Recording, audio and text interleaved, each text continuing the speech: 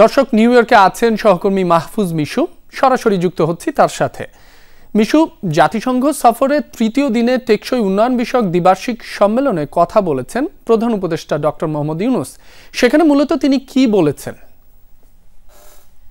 Professor Yunus সেখানে একটি বৈশ্বিক দৃষ্টিভঙ্গি মাথায় রেখে কথা বলেছেন। তিনি বলেছেন টেকসই উন্নয়নের যে লক্ষ্যমাত্রা, অর্থাৎ এসডিজি যে লক্ষ্য নির্ধারণ করা হয়েছে জাতিসংঘের পক্ষ থেকে, এবং যেটিতে জাতিসংঘের সদস্যভুক্ত 153, 194, 193, 194টি দেশ সম্মত হয়েছে, সেটি বাস্তবায়নে একটি বড় সংকট হচ্ছে অর্থনৈতিক সংকট, অর্থাৎ টাকার সমস্যা। সেজন্য প্রফেসর ইউনূস হিসেব করে বিশ্ব নেতৃবৃন্দকে দেখিয়েছেন যে এজন্য প্রায় $4 ট্রিলিয়ন এখনো ঘাটতি রয়েছে। এখন প্রশ্ন হচ্ছে সেই ঘাটতিটি কোথা থেকে আসবে? প্রফেসর ইউনূস তার বক্তব্যে প্রমাণ করার চেষ্টা করেছেন যে সমস্ত বড় দেশগুলো, বিশেষ করে যারা অধিক পরিমাণ কার্বন নিঃসরণ করে, যাদের স্টেক বেশি এবং যারা শিল্পোন্নত, সেই দেশগুলোকে পৃথিবীর স্বার্থে, এমন না যে শুধু বাংলাদেশের মতো তুলনামূলকভাবে কম উন্নত দেশগুলোর জন্য এটি প্রযোজ্য, বরং সবার জন্যই এই অর্থটি প্রদান করতে হবে।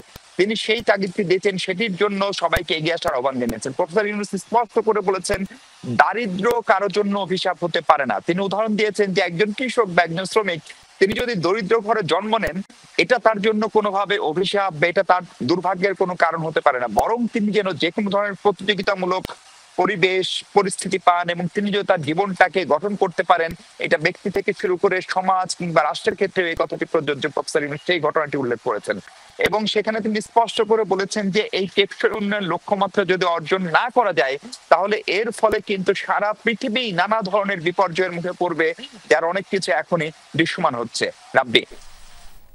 মিশু, আপনাকে ধন্যবাদ।